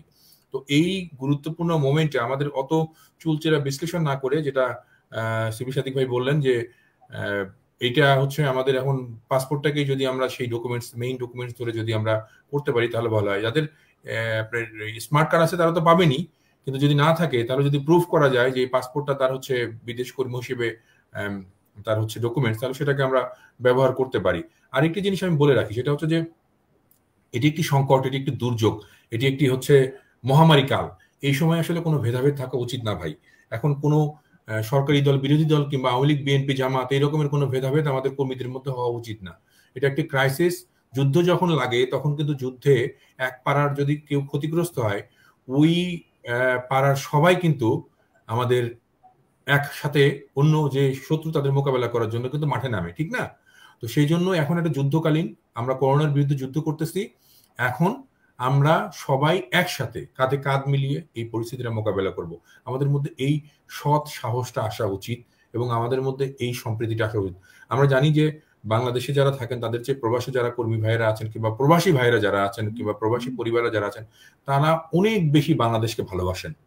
বাংলাদেশের মানুষ এখানে পানির পিক খেয়ে রাস্তায় ফেলে, তারপরে কলা খেয়ে চোচা ফেলতেছে, কিন্তু প্রবাসী গিয়ে আমাদের প্রবাসী কর্মীরা ওখান থেকে এসে কিন্তু দেশে এটা করেন না। তারা কিন্তু ওই দেশের রীতিনীতি শিখে এসে সেটা বাংলাদেশে ব্যবহার করেন। তাদের কাছ থেকে বাংলাদেশের অনেকে শেখেন, তাই না? সেটা আপনার ইউরোপ, আমেরিকা বলেন আর যেখানেই বলেন। সব জায়গা থেকে এসেই কিন্তু বাংলাদেশে এটা তারা করেন। তারা বাংলাদেশের কোনো কিছু অপচয় করেন না। এই দেশের বিদ্যুৎ তারা খরচ করতেছেন না, তারা এই দেশের পানি খরচ করতেছেন না, এই দেশের বাড়তি কোনো কিছুতে চাপ ফেলছেন না, এমনকি অক্সিজেন যেটা এখন খুব মূল্যবান এই করোনার সময়, সেটিও তারা নিচ্ছেন না বাংলাদেশের আকাশ বাতাস থেকে। তো এই মানুষগুলোর অবদান আমরা অস্বীকার করব কিভাবে? তারা তো আমাদের প্রাণ, তারা তো আমাদের স্যালুট করার মতো মানুষ, যারা প্রবাস থেকে বাংলাদেশকে এমন দিচ্ছেন। তো সেই মানুষগুলো এই বিপদের দিনে, এই করোনা কালে, এই মহামারী কালে সবাই মিলে যদি আমরা এই দুর্ভাগা মানুষগুলোর পাশে দাঁড়াই, যারা বিপদে আটকা পড়ছে বাংলাদেশে এসে, প্রবাস থেকে এসে, তাহলে সংকট নিশ্চয়ই মোকাবেলা করা যাবে এবং আমাদের সরকারও সেটি বুঝতে পারবে। এই হারুনুর রশিদ কি লিখেছেন, আর একটা বিষয়ে কথা বলুন, আমি দেশে দেখছি একজন ভ্যাকসিন নিয়েছেন কিন্তু সেটা বাংলায়, যদি তা ইংলিশে করা হয় এই ভ্যাকসিন কার্ড ইন্টারন্যাশনাল ভাবে ব্যবহার করে। Yes, it's good point. এটা কিন্তু ভাই আপনার বোধহয় জানার ঘাটতি রয়েছে। সেটি হচ্ছে যে ভ্যাকসিনেশন কার্ডটা আপনি ইংলিশে চান না বাংলায় চান, দুইভাবেই করার ব্যবস্থা আছে। আপনি যদি ফর্ম ফিল আপের সময় ইংলিশে ক্লিক করেন তাহলে ইংলিশে পাবেন, আর যদি ফর্ম ফিল আপের সময় বাংলায় ক্লিক করেন বাংলায় পাবেন। খুব জটিল কিছু না।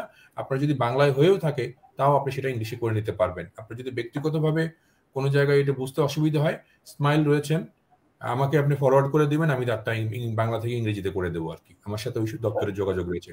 আর আপনার সাথে এই টকশো চলাকালেই আমি বাংলাদেশের যে ম্যান পাওয়ার ব্যুরো যেটা আর কি, যেটাতে বলছেন আপনারা বিএমইটি কার্ড, আমি তার সাথে হোয়াটসঅ্যাপে চ্যাট করেছি। আপনার ডিজি ম্যান পাওয়ার ব্যুরো, ওনার নাম জনাব শহীদুল আলম এনডিসি।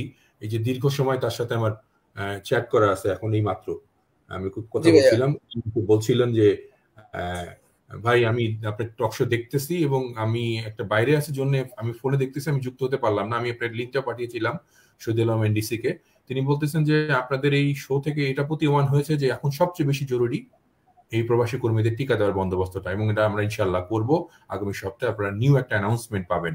আমি ধারণা করতেছি হয়তো রবি কিংবা সোমবারের দিন প্রবাসী কর্মীদের টিকা দেওয়ার ব্যাপারটা রেজিস্ট্রেশন ওপেন করে দেওয়া হবে, যাতে তারা টিকা দেওয়া শুরু করতে পারেন প্রায়োরিটি বেসিসে। যার ফ্লাইট রয়েছে উইদিন 15 ডেজের মধ্যে সে টিকা দেওয়ার সুযোগ পাবে। এইরকম একটা সম্ভবত কোনো একটা ব্যবস্থা চলতেছে আমার ধারণা আর কি।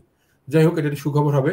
আর ইসমাইল, আমরা অলমোস্ট 57 মিনিট আলোচনা করে ফেলছি। আমার মনে হয় যে আর দীর্ঘায়িত করলে লোকজন বিরক্ত হয়ে যাবে, শুধু বলবে এমনি গালিগালাজ শুরু হয়েছে যে মিছিল মিটিং করে কোনো লাভ নেই, আমরা শেষ করতে পারি বোধহয়। না ভাইয়া, আসলে এই বিষয়ে আমিও কথা বলতে চাইছিলাম। আমাদের কিছু মানুষ আছে বেকার, হয়তো মানে যাদের কাজকর্ম নেই, ভালো কাজগুলোতে ওনারা আসলে পজিটিভ কিছু খুঁজে পায় না। তো এইটা নিয়ে আসলে আমরা নাক গলা না। আমি আপনাকে স্মরণ করে দিচ্ছি, আমিরাত সংবাদ, শিবলি ভাই জানেন, গত 4 বছর সংযুক্ত আরব আমিরাত সহ বিশ্বের নানা প্রান্তে বসবাসরত প্রবাসীদের কল্যাণে আমি কাজ করে যাচ্ছি।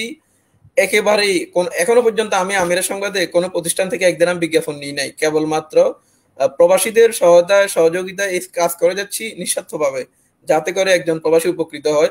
আজকে একটি দুঃখের খবর শেয়ার করছি, সেটি হচ্ছে সংযুক্ত আরব আমিরাতে বর্তমানে বাংলাদেশিদের ভিসা চালু রয়েছে। এই সুযোগকে কাজে লাগিয়ে কিছু বাংলাদেশি, মুনাফালোভী বাংলাদেশি, তারা এখানেও ব্যবসা চালিয়ে যাচ্ছে, ব্যবসা করতেছে। আজকে সকালেই শারজাতে একজন লোক ঘুমের ভিতরে স্ট্রোক করছে, সেই লোক ভিজিটে এসেছে।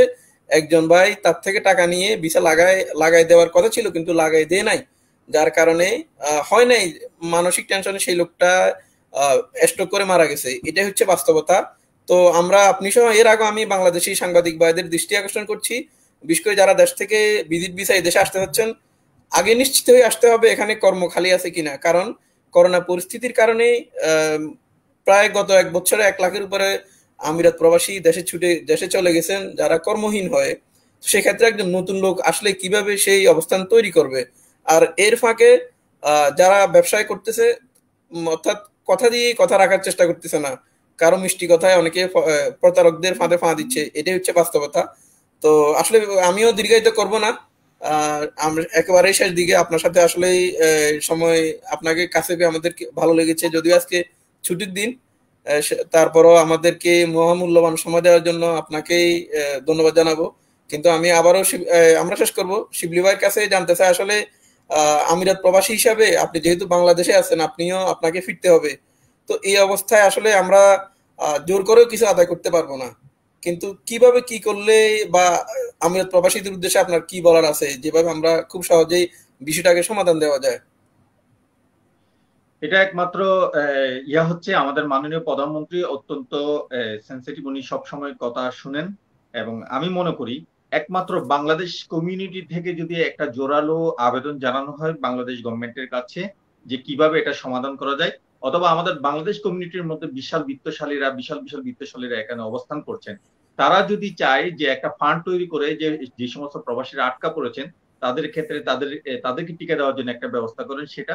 দ্বিতীয়ত হচ্ছে সংযুক্ত আরব আমিরাত সরকারের সাথে আলোচনা সাপেক্ষে কিভাবে প্রবাসীদেরকে ওখানে পার করানো যায়, অথবা তারা সেখানে কি টিকা দিবেন, অথবা তাদের কাছ থেকে কিছু টিকা চেয়ে নিয়ে সংযুক্ত আরব আমিরাত প্রবাসীদেরকে এখানে বাংলাদেশে দেওয়ার ব্যবস্থা করেন, সেটাও করতে পারেন।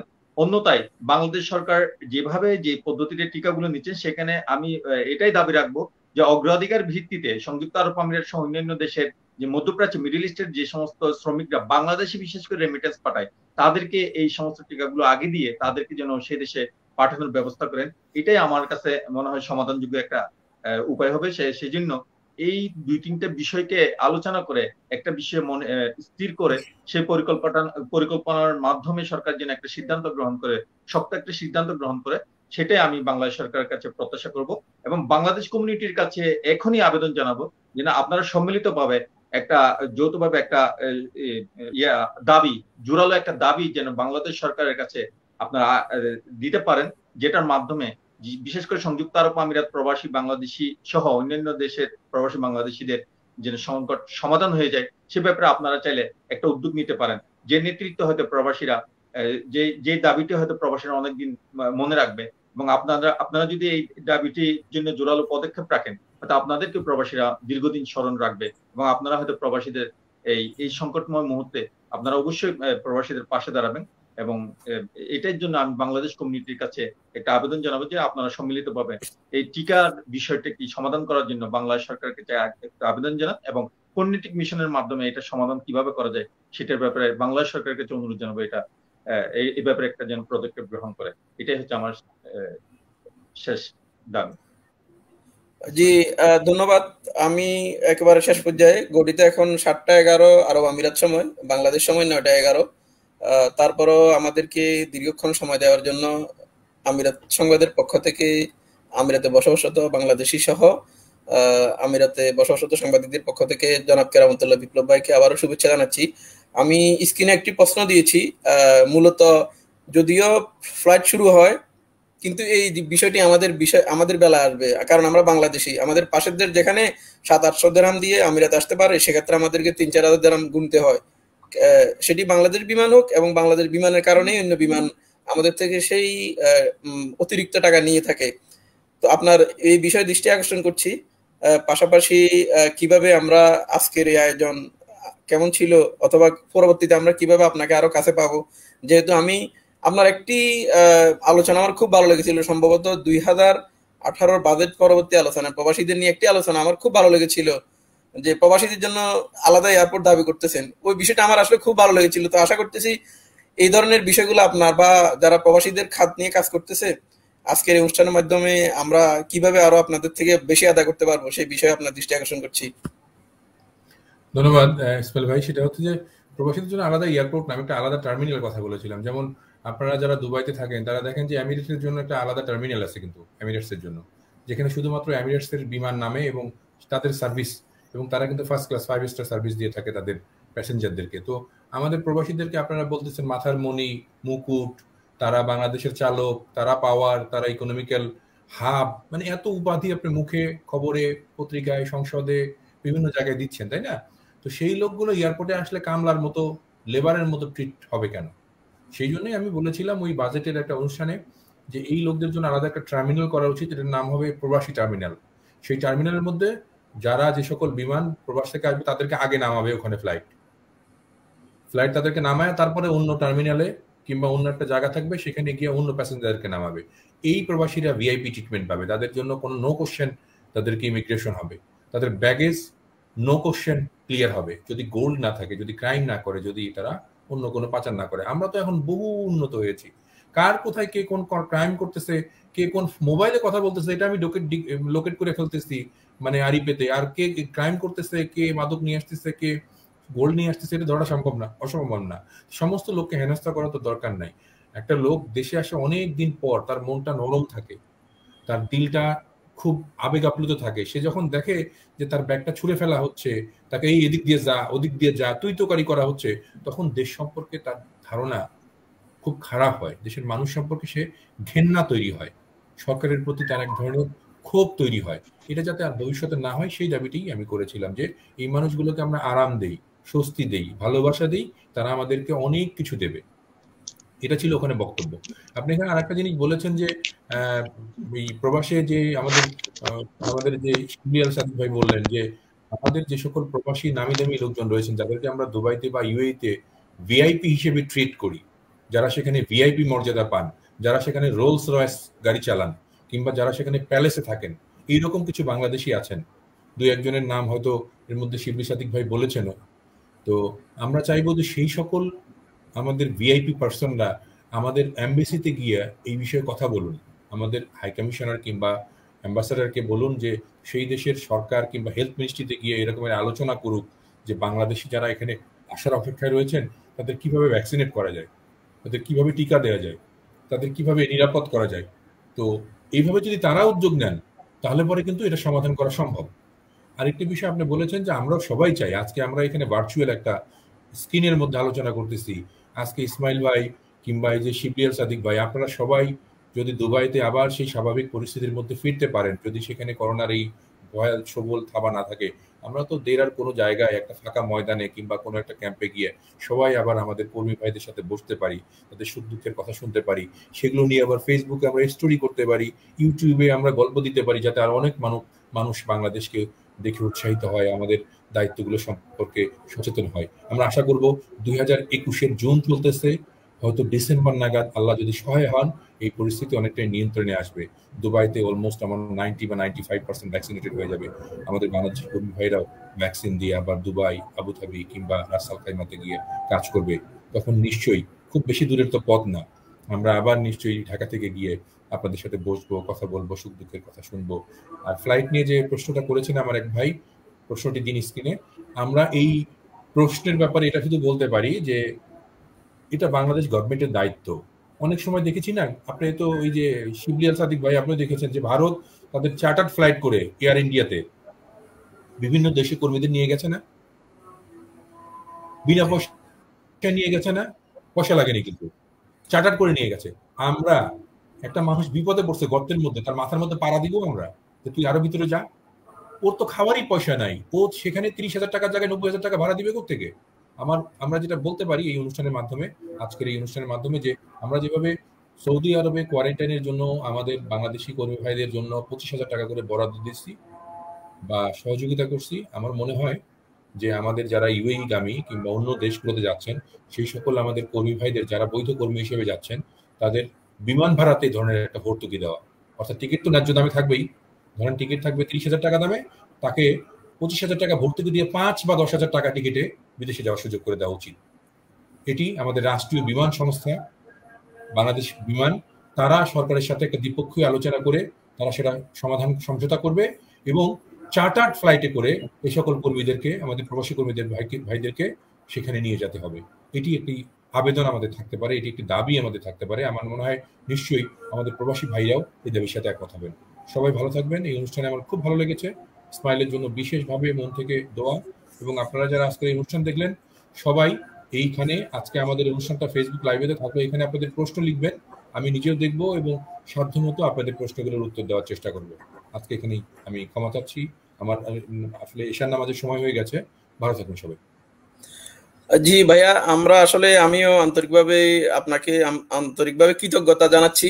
আসলে আজকে ছুটির দিনেও আমাদেরকে প্রবাসীদের দিক বিবেচনা করে সময় দিয়েছেন, সেই জন্য কৃতজ্ঞতা। আমি শেষ দিকে একটা প্রশ্নের আনসার দিচ্ছি, এরপরে আমিও বিদায় নেব। সেটি হচ্ছে, একজন ভাই জানতে চেয়েছেন নতুন করে লোক নিবে কিনা। যারা দেখছেন আরব আমিরাত থেকে অথবা যে যেখান থেকে দেখছেন, সংযুক্ত আরব আমিরাতে করোনা পরবর্তী সময়ে কেবলমাত্র বাংলাদেশ না, এর কোনো দেশ থেকেই আউটসাইড কান্ট্রি ভিসা দিচ্ছে না, অর্থাৎ রেসিডেন্স ভিসা দিচ্ছে না, কেবলমাত্র ভিজিট ভিসা। এই দেশে প্রবেশ করার পরে তারা ভিসা লাগানোর সুযোগ পাচ্ছে। তো এই সাম্প্রতিক সময়ে বাংলাদেশ সহ বেশ কয়েকটি দেশের ভিজিট ভিসা স্থগিত করা হয়েছে। তাই বলবো, আপনারা আমাদের পরবর্তী, অর্থাৎ আমিরাত সরকার যখন ঘোষণা দিবে সেই ঘোষণার অপেক্ষায় থাকুন। আমরা আপনাদেরকে জানাবো বা জানানোর চেষ্টা করবো। প্রিয় যারা দেখছেন, যে সকল ভাইয়েরা, আমরা সেদিকে এসে এই কথাই বলবো, অবৈধ পথেই কোনো কিছু করবেন না। কারণ এমন দেখা গেছে অবৈধভাবে আমরা কিছু করতে গিয়েই হয়রানির শিকার হচ্ছি। হয়তো দেখা যাবে এখানে করোনা ভ্যাকসিন নিতে গিয়ে হয়তো কেউ কি বলবো কোনো প্রতারকের আশ্রয় নিতে পারে। তো আমি বলবো যে এই ধরনের কোনো কিছুর আশ্রয় নেবেন না। সরকারিভাবে যে সিদ্ধান্ত নেয় সেই সিদ্ধান্ত গ্রহণ করুন। আমরাও চেষ্টা করব আপনারা যেভাবেই তাড়াতাড়ি এই দেশে আসতে পারেন, ফিরতে পারেন, সে আশা করব। যেহেতু বিপ্লব ভাই কিছু প্রস্তাবনা সরকারের কাছে দিয়েছেন, আমরা আশা করছি দেশে অবস্থানরত সাংবাদিকদের মাধ্যমে প্রবাসীদের ন্যায্য অধিকার নিয়েই নিজ নিজ কর্মস্থলে ফিরে আসতে পারবে। সেই বিষয়ে সরকার সময় উপযোগী সিদ্ধান্ত নিবে।